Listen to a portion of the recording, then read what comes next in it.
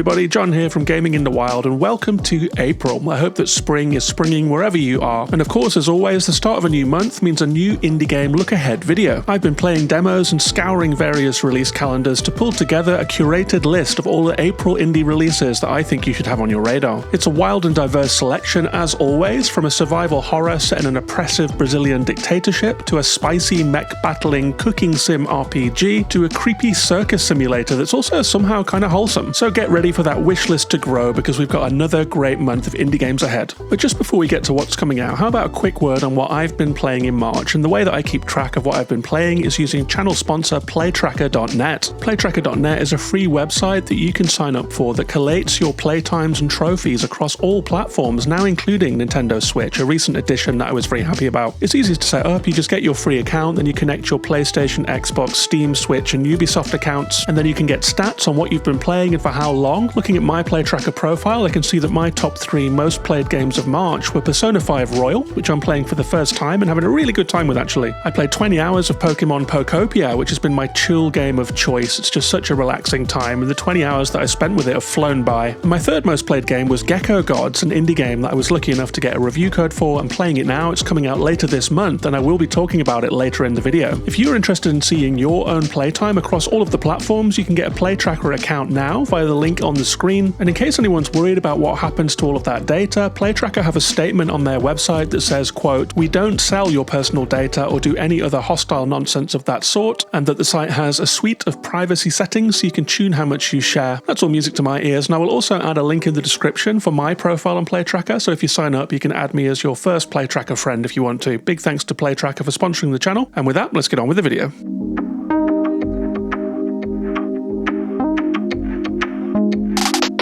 First up this month is Cursed Words, which comes out on the 2nd. I'm an absolute sucker for both word games and Balatro-likes, so this one really hit the spot for me right from the off. And since Balatro was such a massive hit, it's been fun seeing people try to use its ideas as inspiration for other takes on its gameplay. We've seen that poker-based system replaced with chess, coin-pushing, roulette, or in the case of Cursed Words, it's Scrabble. In this game, you're served up a grid of letters to make words from, with a score that you have to hit to continue, and then between grids, you can start to power up certain letter tiles so that they might score double when they are played, or add a multiplier if they aren't played, and before long you've created a point-scoring machine with builds and synergies starting to emerge and scores that just keep getting bigger and bigger. And this post-Balatro roguelike formula can lead to endless fascination, especially if the game has enough depth to feel fresh every time you start a run. Cursed Words is off to a good start, but I think only time will tell if it has the juice for tens or scores or even hundreds of hours of play. You can find out if it hits for you when Cursed Words lands on Steam on the 2nd of the month.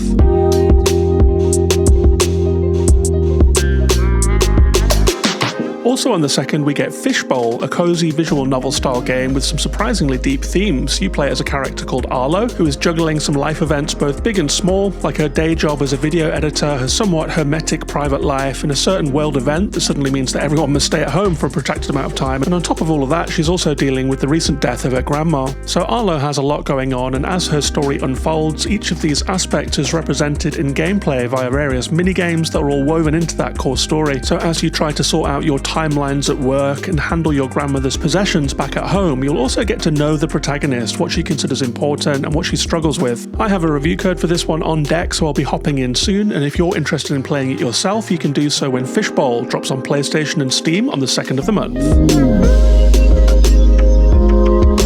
On the 7th, People of Note is coming out. It's a turn-based musical RPG that's being published by Annapurna Interactive. In People of Note, you play as Cadence, an aspiring singer who goes out on an adventure across a musical kingdom, putting together a band of misfits as she goes. But as well as travelling through this colourful world, your journey is also interrupted regularly by JRPG-style combats. This sees Cadence and her various party members deploy their musical attacks to take down the enemy, from warbling vocals to drum fills to guitar solos and more. So the soundtrack is always evolving in harmony with how each bout is going, and different regions of this world are characterized by different genres of music, so there's a promise of some variety here in both the combat and the sound. I think Annapurna Interactive will be hoping for a return to form after some poorly reviewed games recently, so let's see if People of Note can break that trend when it comes to PlayStation, Xbox and Steam on the 7th of the month.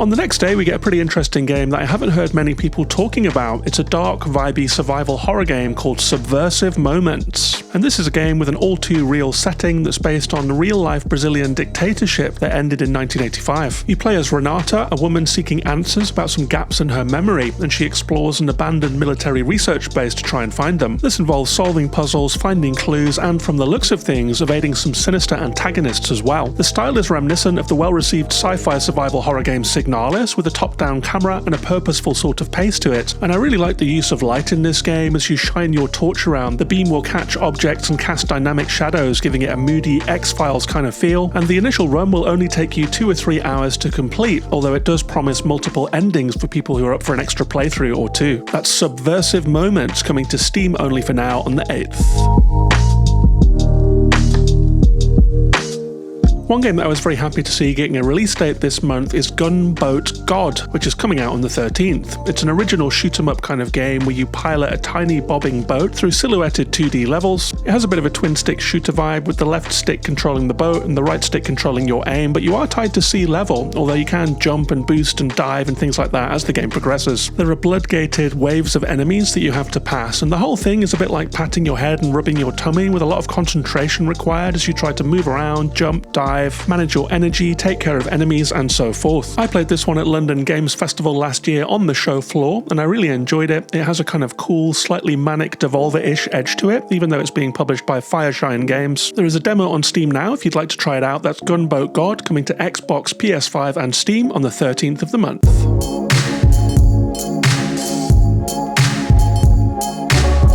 I first heard of the indie game auteur Cosmo D via the Seamus McNally Grand Prize when he won it with his last game, Betrayal at Club Low. It was a really unique, stylish, grimy, dice-based RPG with a mismatched assemblage kind of vibe and look to it. Like everything was pulled together from a different place and shouldn't work together, but really did somehow. Since then, I've been checking out his back catalogue, which includes cult classics like Jazz Punk and Tales from Off-Peak City, and Moves of the Diamond Hand is the latest Cosmo D joint that retains that dingy, chaotic, hyper-urban, big city energy that all of his games have. The game sees us return to Off-Peak City during a mayoral election, with a mysterious circus also in town. There's exploration, there's dice-based gameplay, and a cast of crazy characters to meet, all of whom have got side quests and strange dialogue for you. Cosmo is on the record as saying that this is their biggest game yet by quite a bit. In fact, it's not releasing in a complete form, but rather launching into early access with 2 of the mooted 5 chapters playable. That usually means that I would wait for the full game to have the whole experience, but the call of this one is strong, so let's see. One thing is for sure, it will be one of the most unique and interesting games released this month and maybe this year. That means that it is my most hype pick for April. That's Moves of the Diamond Hand, launching into early access on Steam on the 13th. Fans of offbeat RPGs really are eating well this month, because the next day sees the release of Dosa Divas, the latest game from Outer Loop Games, who you might know from Falcon Age and Thirsty Suitors. Dosa Divas is another super vibrant RPG with a spicy mix of turn-based mech combat and a story in which you'll be battling an evil fast food company. And I gotta say, the trailers for this one really do look like a breath of fresh air. Most RPGs seem to either go for that traditional swords and sorcery vibe or a post-apocalyptic darkness setting, but Outer Loop Games always come with a completely different flavour, with a sort of South Asian futurism running through everything they do. I really like the look of the customizable mech stuff as well. It's just a really interesting game all round. That's Dosa Divas, coming to all the consoles and Steam on the 13th of the month.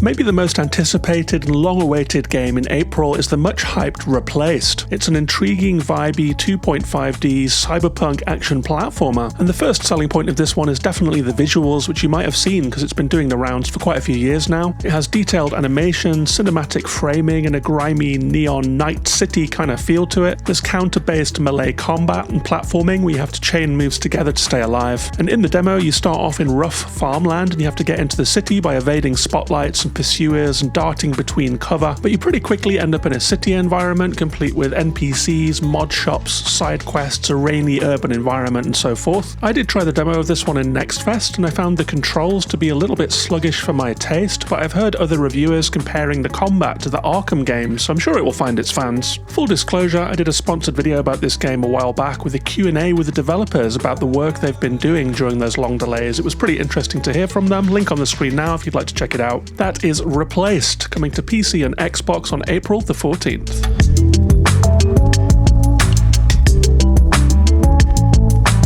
That brings us to the halfway point of the month, and I want to mention here that I have some hand-picked indie game codes to give away to new and upgrading patrons. If you support this channel on Patreon at the $3 tier or above, I will personally send you a thank you message and a choice of game codes. I love all of these games and I really think they deserve a bigger audience, so I reached out to the developers and thank you to them for supplying the codes. You can choose between the silky smooth alien bug racing game Phantom Spark, the underrated conversational card game Signs of the Sojourner, the lyrical one-hour archery adventure Many Nights a Whisper, or my 2024 game of the year, the one-off sci-fi adventure 1000 Times Resist. You also get an invite to the supporters Discord, which is the coziest place on the internet to talk about indie games. There's 200 people in there and you could join us and talk about indie games too. There's a link on the screen now if that sounds interesting to you, and special thanks as always to my boss tier patrons King Champ, Susanna Maria, Drellish, Reistic Studies, Nate and Noah. That's patreon.com/gaminginthewild, and with that, let's get on with the video.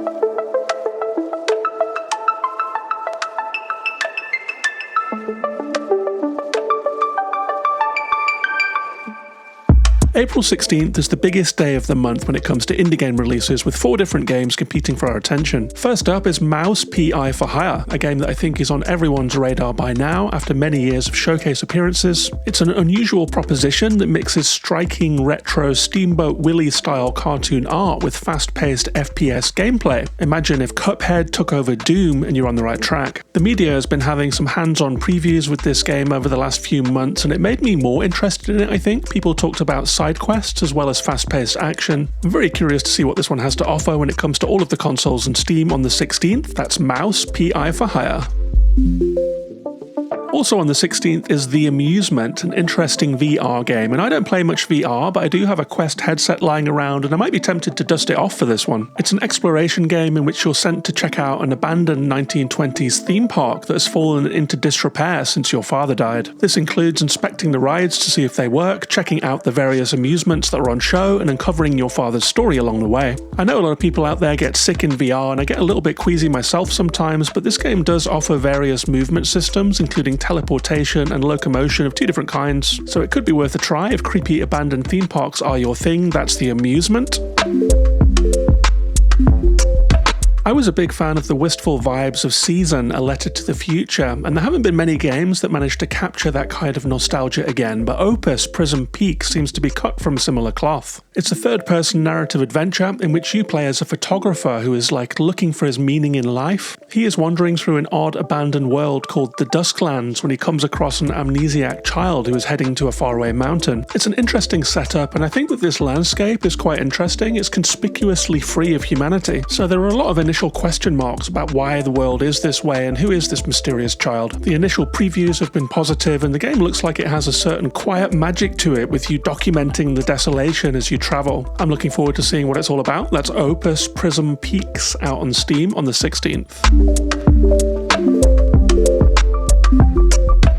And I've saved the best for last because the 4th and final game coming out on this packed day, the 16th of April, is Gecko Gods, an exploration game set at a mysterious archipelago that is packed with puzzles and secrets. You play as a humble tiny gecko, so the camera is low slung and close to the ground, a little bit like Stray. Although unlike in Stray, because you're a gecko, you can walk on walls and ceilings and slip through small gaps, which I think makes for a really unusual style of movement in this game. You don't have to look for ladders or platforms to get higher. You can just walk up a cliff face and see what lies at the top. The Next Fest demo for this one was a real winner. In fact, it was voted by the channel's patrons as their best of the fest in June of last year, and the full game allows you to explore several different islands that you can sail between in a Wind Waker style, each with its own topography and theme and new puzzles to solve. It's just a good vibes exploration game that has a really unique perspective, I think. That's Gecko Gods, coming to Steam, Switch and PS5 on the 16th.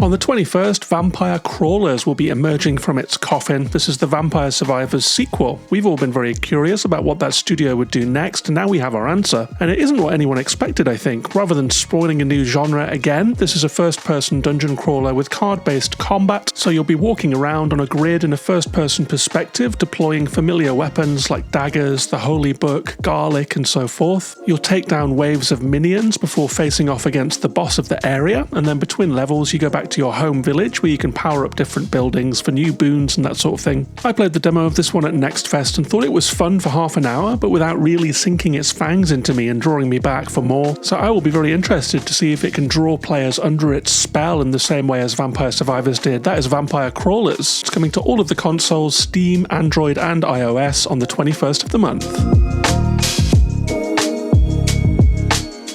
One day later, on the 22nd, we get a really intriguing title called Tides of Tomorrow. It's a choice-based adventure from the makers of Road 96, if you remember that one. It's set in a flooded waterworld type environment, and it promises to take the branching paths idea one step further by introducing a, dare I say, strand-like mechanic. Because in this game, you can see the choices that other people made at story moments, which helps to influence your own decision. Your decisions will then be seen by future players, and the cycle continues. That's a really cool idea, and the game has quite a vivid visual style as well. If it sounds interesting to you, there is a demo on Steam, so I'll be trying that one for sure. That's Tides of Tomorrow, coming to PS5, Xbox and Steam on the 22nd. We only have 4 indie games to go before we start taking a look at some of the AA and AAA games that are coming out this month. The next up is Moomintroll Winter's Warmth, which is coming out on the 27th. I've said this before, but I'm a really big Moomins fan. I grew up with Tove Jansson's wild, weird takes on Nordic fairy tales, and I really enjoyed the Snufkin game that developers Hypergames made previously. So I'm looking forward to this one a lot. It's a new story in which Moomintroll wakes from hibernation early in the depths of winter and is left to fend for himself. This involves exploring the frozen Moomin Valley, shoveling snow, finding fuel and avoiding cold gales, and of course you'll be encountering some classic Moomin characters along the way. They are really good chill out games and they have like a nice mellow feel to them with some light exploring and puzzling. I think these games would work for players of any age actually, so parents take note of this one. That's Moomintroll Winter's Warmth, coming to Steam and Switch on the 27th. On the 28th, we get Will Follow the Light, another game that I saw at London Games Festival last summer, and this is a pretty intriguing first-person exploration game in which we play as a sailor who is travelling a Chile archipelago to try and reconnect with his son after getting some bad news about him. The sailing itself has a slight simulation edge to it. You have to manage the sails and that kind of thing, and then you can dock at various islands to get out, walk around, solve puzzles, and find clues about the way forward. I really enjoyed the wind-lashed, salty ocean vibes of this game, but there was quite a lot of jank at the time when I first played it, so I'm hoping that's been taken care of ahead of the full release. It's coming to PS5, Xbox and Steam on the 28th. That is Will Follow the Light.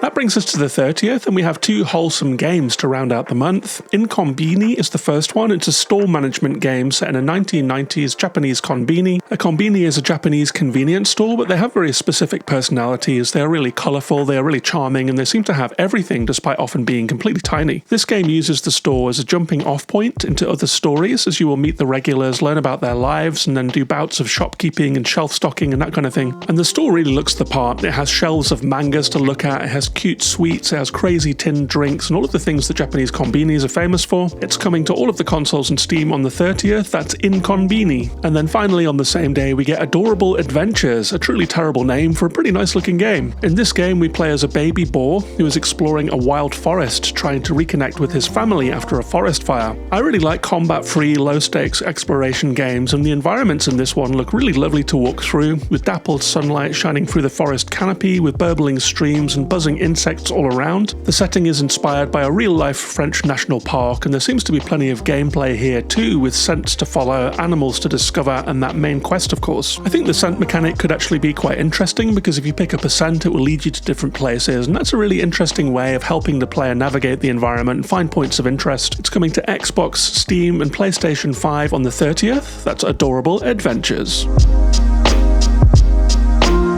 And that brings us to the end of April's indie releases, at least the ones that I've chosen to highlight, but there are some really wild and eccentric AA and AAA games coming out this month too. It starts with Darwin's Paradox on the 2nd. This is an Inside-style 2.5D puzzle platformer with some stealth elements to it as well. You play as an octopus who's trying to escape from a military base through some really strikingly cinematic environments, and also, because it's being published by Konami, it has a bunch of Metal Gear references thrown in there if that's your kind of thing. That's Darwin's Paradox. And then on the 14th we get the PS5 PS5 release of Starfield. Now, Starfield is a pretty controversial game, and it was in fact my 2023 Game of the Year. It's been a pick that I've had to defend quite a lot since I made it, but honestly, I just really love the game. I think it's a much maligned title that is much more popular and much better than the zeitgeist might suggest. I mean, from the zeitgeist and the discourse about this game, you'd think it was a Metacritic 70, but it's an 83. That's generally positive, and it got 10 out of 10s from Gaming Bible, Washington Post, IGN Spain, Game Rant, and many more. So don't let the negativity put you off this one if you're at all Starfield curious, because it's a sprawling open-world adventure from Bethesda. It has a galaxy-spanning main story about the mysteries of the universe. It has various factions with engrossing questlines of their own. Some people say there's not enough to do in the game, but I mean, I did corporate espionage, I did detective cases, I did horror-adjacent monster investigations, I did a quest where you can join the pirate armada or work in an alien fish factory. There really is a lot of curated, polished, top-tier stuff in here. There are fully customizable ships that you can build from scratch. There is space combat and dogfighting, procedural moons with bases to hit if you just want to do some chill stuff between following the story. There is a crafting system. There is a vast skill tree. There are apartments that you can buy and decorate to your heart's content. There are companions, romances, and now in this latest version, Bethesda have listened to the main critique of the game, which is that spaceflight wasn't involved enough, so you can now also fly between planets. They've added vehicles since that first release. I haven't even tried the vehicles actually, but that will let you speed across planet surfaces more easily. And I mean, I'm not saying it's a perfect game, but I think that Starfield has got a bad reputation that it doesn't fully deserve, and that people who enjoyed Fallout and Skyrim and that kind of thing would just really, really love this game. There's certainly never been a better time to play it, with new DLC on the way as well. I'm genuinely tempted to start a fresh playthrough myself because I love the game so much. That's Starfield hitting PS5 on the 14th of the month.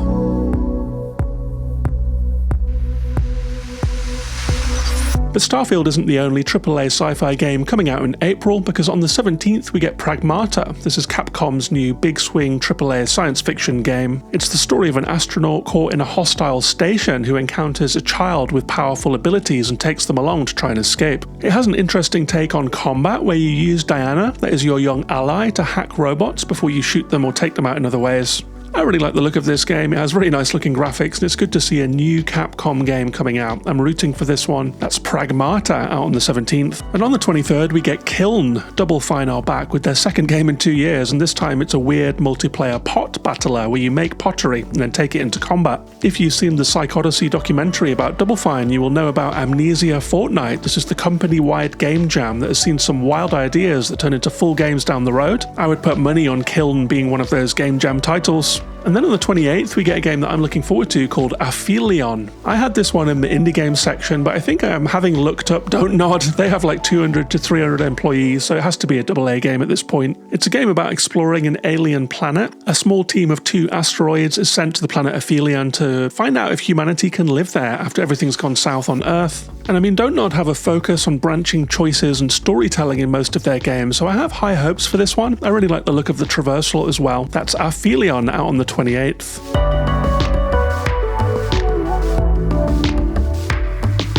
And then finally, the biggest AAA game of the month probably is Saros from Housemarque, a company that has of course been picked up by Sony Interactive Entertainment. It's an oblique Returnal sequel that seems to retain much of that game's tense combat and run-based time loop structure. I really wanted to like Returnal. I was really into the art house cinema atmosphere that it brought along, but I found it weirdly jarring and hectic to play. I think I was playing it at a time in my life when my anxiety was high, and Returnal just made it a lot worse. But I am going to try and shake that off because I'm quite curious to see what Saros has to offer as an advancement on the Returnal formula. That is Saros out on the 30th.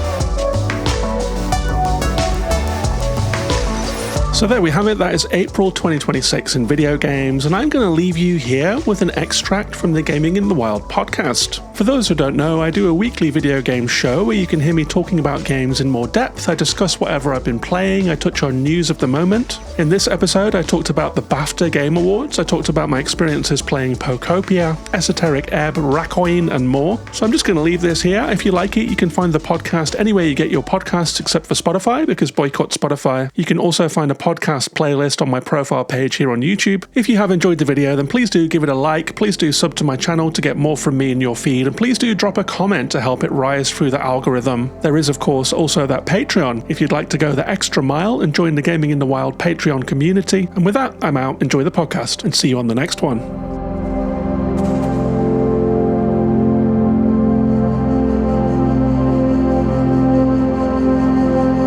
And And I think let's start with the BAFTAs actually, as that's the most newsy item.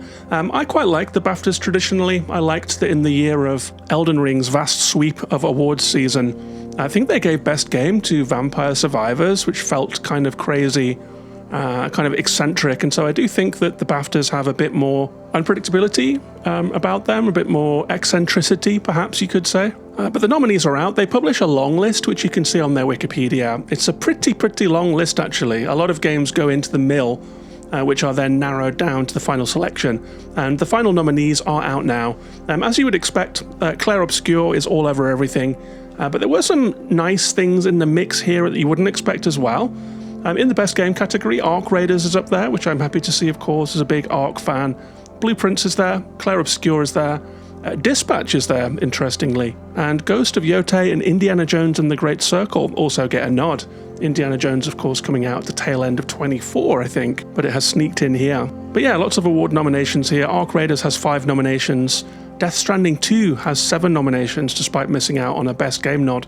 Kind of crazy to me that Yotei and Indy are above Death Stranding 2, which was, of course, my game of the year in getting a Best Game nomination, but them's the breaks. And Dispatch actually has 9 nominations as well, all of which was music to my ears. Silksong got a nomination for music, for animation, and for artistic achievement. I think that the music and animation and art are the best things about that game, so that checks out to me. Hades 2 got nominations in music and game design. So the 2 indie monoliths of 2025 are lightly featured here.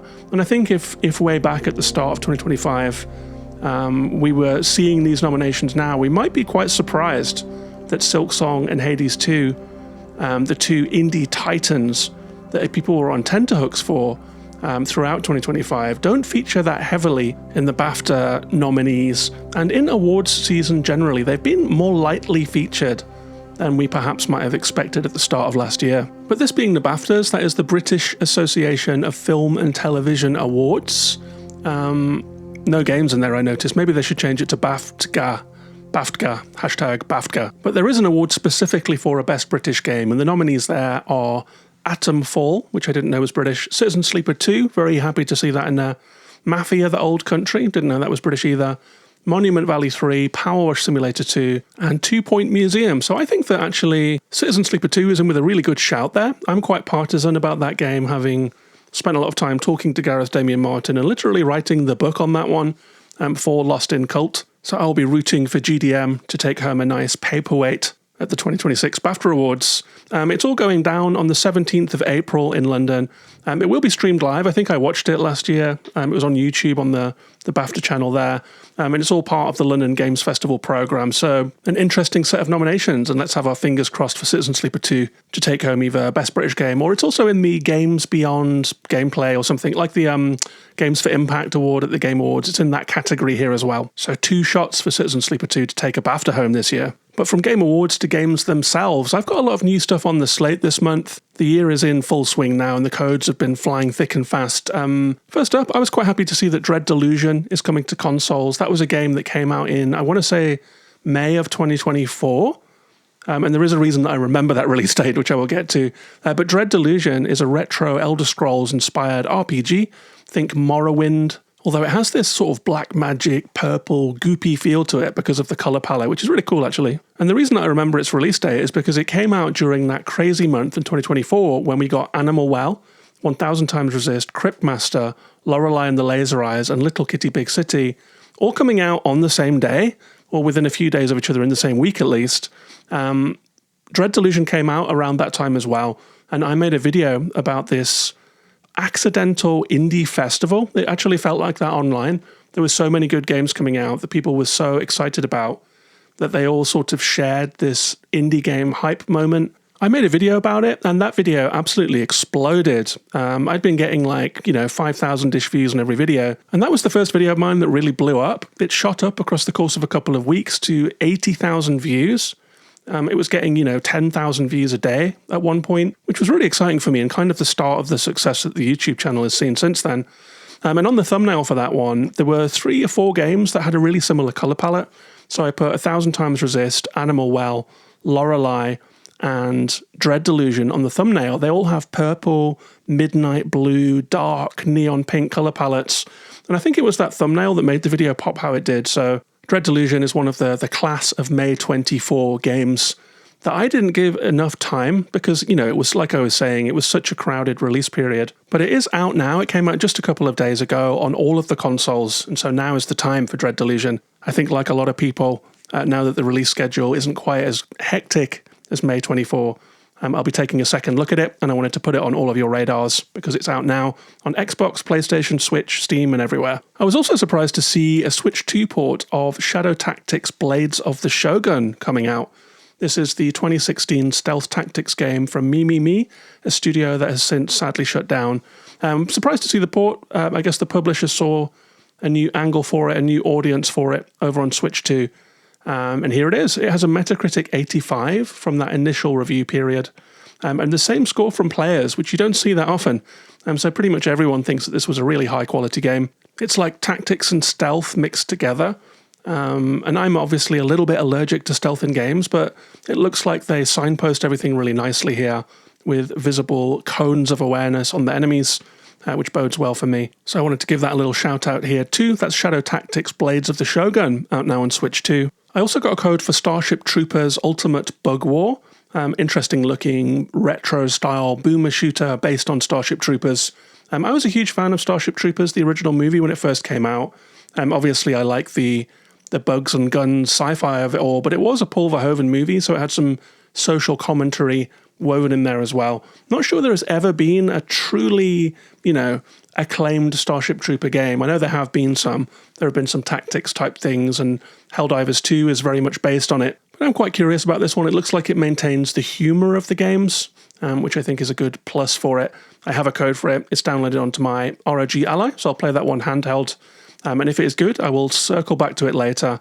That is Starship Troopers Ultimate Bug War. And finally, I want to give a little shout out to a card game called Bloodletter, which is coming out on the 30th of the month. We get a lot of card games. I'm fairly inundated with codes for roguelikes and card games. And a lot of them look interesting, but it's a little bit of an investment of time to play them all, when there are so many coming out. But Bloodletter did its darndest to leap out of the pack. I actually got a physical piece of mail from the developers of Bloodletter, which I'm looking at right now. There is a rolled up piece of parchment in here with a wax seal that I'm yet to open. Maybe I should open it right now. There is a small tarot deck. It looks like the cards in Bloodletter are slightly based on tarot. And there is a cloth, which I guess is like a playmat. I'm unpacking it right now. So I think that you would spread out this Bloodletter playmat, and then you would play cards on it. Oh, it's a tote bag. Okay, so yeah, there's a Bloodletter tote bag here as well, which looks kind of metal, actually. I'm going to actually open this wax-sealed paper right now and see what it says and read it out to you. Let's see what the Bloodletter scroll has to say. Here we go. Dear Barber Surgeon-to-be, welcome to Bloodletter, a grim deck builder, where you use your cards to heal bizarre villagers and hope to free them of the clutches of malignant entities. Take up the mantle of a medieval barber surgeon, improve your healing methods, discover transmuters, and use all of your knowledge to cleanse the evil corrupting your village. And there is a tarot deck in here as well. Not many cards. It looks like there's, 15 cards or something. And I do have a little book here. I'm going to pull a card right now for myself on the air. Let's have a Bloodletter card, and then I'll read out what the card means to you. I don't know if I've ever talked about this on the show, but I am actually quite a big tarot fan. I had a friend who was very much into tarot and taught me how to read. So I do read tarot cards, and I do pull them occasionally. Haven't done it for a while, but I'm really interested in tarot cards in games generally. I love it when there is a tarot reading in a game, especially Cyberpunk 2077. If you've played that one, you get a really intense card reading from Misty, who was a really cool character in that game.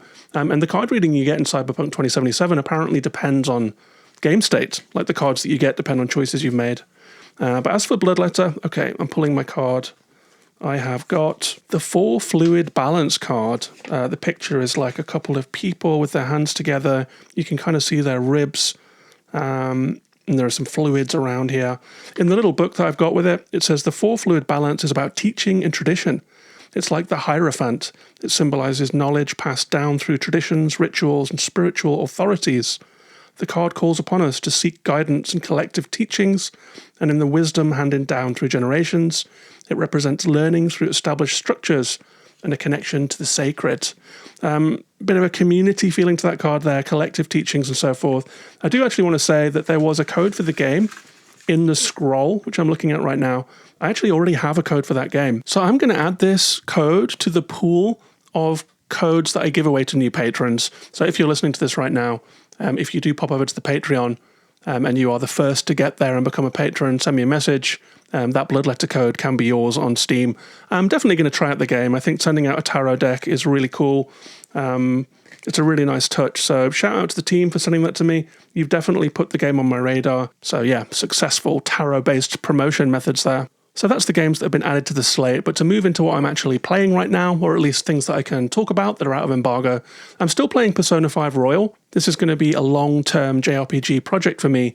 I'm going to try and finish throughout the year before I can move on to another one. And I do have my eye on Digimon Story Time Stranger and on Monster Hunter Stories 3, both of which look really intriguing to me, but I've banned myself from playing them until I can finish Persona 5 Royal.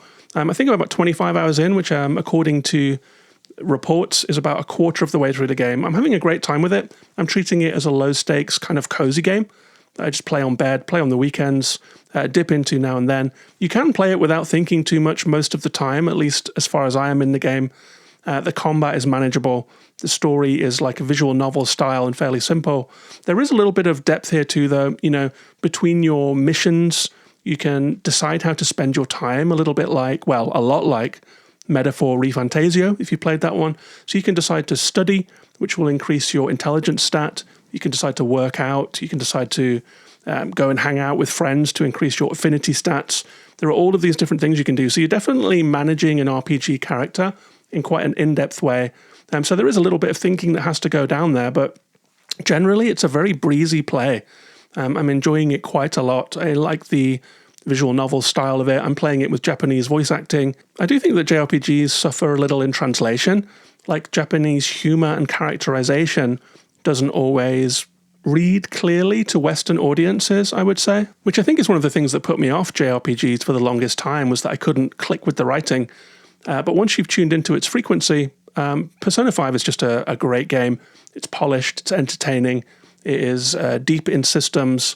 It is a cool story about breaking into the hearts of broken people and stealing away their negative desires. So I'm having a lot of fun with that. I'm also playing Esoteric Ebb, although my initial hot recommendation on the game has cooled a little. I've gotten to a point in the game now where I'm sort of wandering the map looking for what to do. I'm not quite sure exactly what I'm supposed to be doing. I don't know if that's because I'm too lazy to actually be a detective. And I mean, a lot of people say that detective games don't let you be a detective enough, that they lead you along a little bit too easy. So maybe I'm lulled into a false sense of security and I'm expecting Esoteric Ebb to tell me what to do. But the last couple of play sessions, I find myself wandering around looking for leads, not exactly sure how to get them. So I'm starting to wonder if I'm running into a bit of a roadblock of me not being a D&D player and not knowing how to interact with the game fully. I was talking about Outer Wilds recently in relation to this game as an example of a game that manages your leads incredibly well, so you always can see what threads are left to tug on. Esoteric Ebb does not do that quite as well, but maybe this is a me thing. I'm going to actually have a sit down with it, concentrate on it, look through all of the menus, see if I can pick up the threads that I'm missing, because I was having a really good time with it. I've just sort of fallen off and felt a bit lost within the game at the mid-game point. And part of the reason that I fell off it is because I succumbed to the hype and bought Pokopia for my Nintendo Switch 2. I'm not a natural Pokemon fan. I kind of was too old to be a Game Boy player when Pokemon kind of hit. And I've never really fully played a Pokemon game. I played like a few hours of Arceus and then tailed off that one. Never played any of the Game Boy games or the, ZA or Red Blue or any of those ones. So this is probably the Pokemon game that I've played the most already.